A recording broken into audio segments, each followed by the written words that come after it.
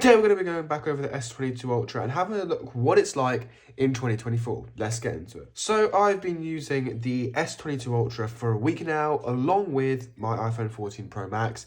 I have decided to use two phones now because I really do like most aspects of Android, but I do need an iPhone for most of, like, if I want to film videos or if I want to use iMessage, FaceTime, and just better optimization of social media apps. So this phone is literally just for a couple of my apps. WhatsApp, which I can use as a companion device, which is fantastic. So it means I can actually use my number that's on my iPhone on this phone. I have Messenger, which is also linked in with my iPhone, Facebook, and YouTube Studio. I have Spotify, normal messaging for a different SIM card, and then I also have Auto Trader, the Play Store, and some other games along here, and also some Android exclusives like the Wi-Fi analyzer. Now, I have really been liking this phone. Originally, when I got this phone back when it first came out in 2022, I really was skeptical about it because it wasn't as fluid and as good as it is now. So this phone actually, when I got it, was really slow, the battery life was terrible, and you know, using this phone daily was not a good thing. The battery would run out within a couple hours and I just couldn't cope with it.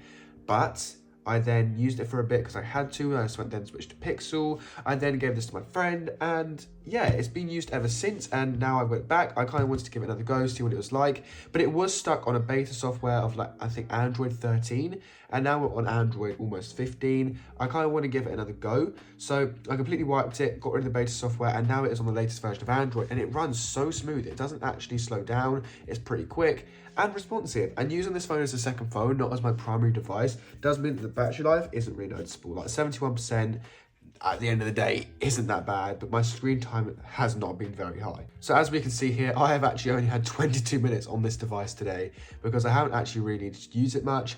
Mainly because my iPhone has just been used. I've only been going through social media. I haven't actually did anything to do with Android today. So as you can see, Auto Trader, 8-Ball Pool, and Messenger have been the main things I've been using it for.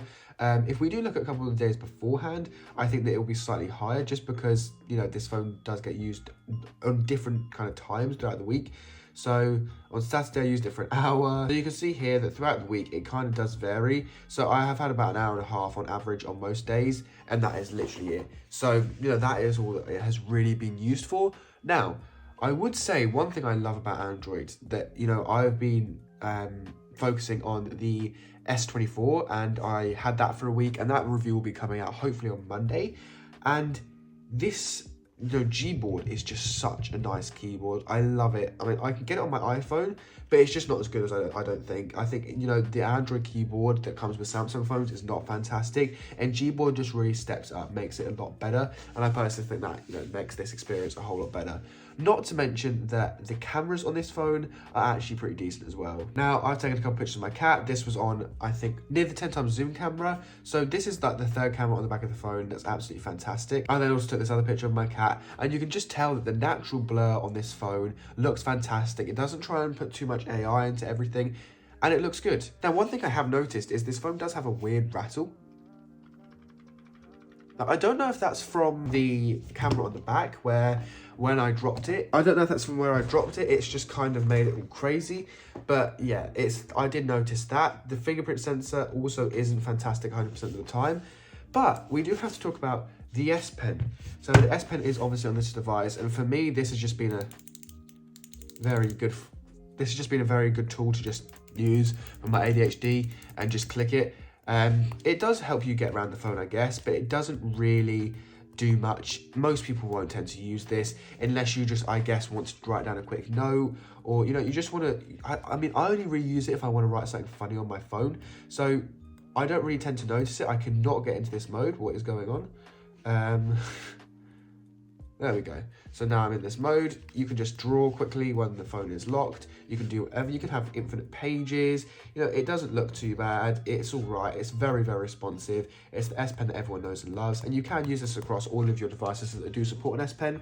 So that is good. The S Pen does come in useful for those, you know, very rare scenarios where you need something that is, you know, S Pen like signing a signature, or, you know, getting a really precise dot on the screen. There's multiple things that it can be used for. I just don't really tend to use them much. I also like jotting down notes on this thing, which is very useful. You can just transfer it from handwriting to text, which makes it a lot easier. Now, the Chrome app on Android is just 10 times better. Like, it is actually Chrome. It's not Safari with a Chrome overlay like it is on iPhone. So you do actually get all the features of Chrome. You get all of the optimizations of it. And I really like it. It's my favorite thing to do.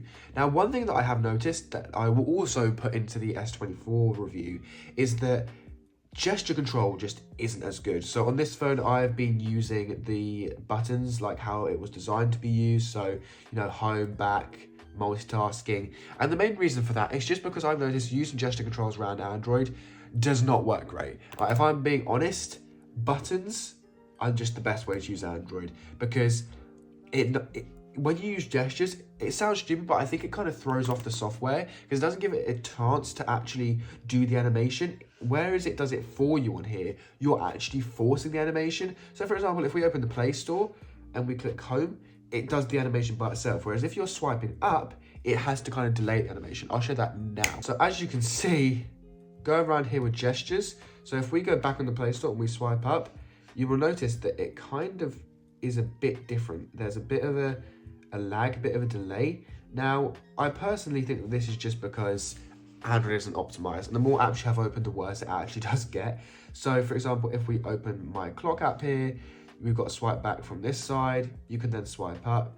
Now personally, I just don't think this is good. I think that we should just keep it on the navigation bar. It just works better from my point of view. I think that it just functions way easier on the Android system. So that is something that I just thought I'd point out. Now, this phone also obviously has USB-C, so you get all the benefits from that. Now, I did try and film a video on this phone, but it just not great. Now, part of it was actually in the Apple Watch Series 3 video right at the end, but I tried to film the whole video and I just couldn't do it. You know, the camera quality just isn't as good. I just don't think it looks as good as my iPhone. So I actually had to kind of stop the unboxing and I ended up just going for my iPhone, because you may not think it's noticeable, but for me, someone that cares about the quality, it is noticeable, and I do notice it.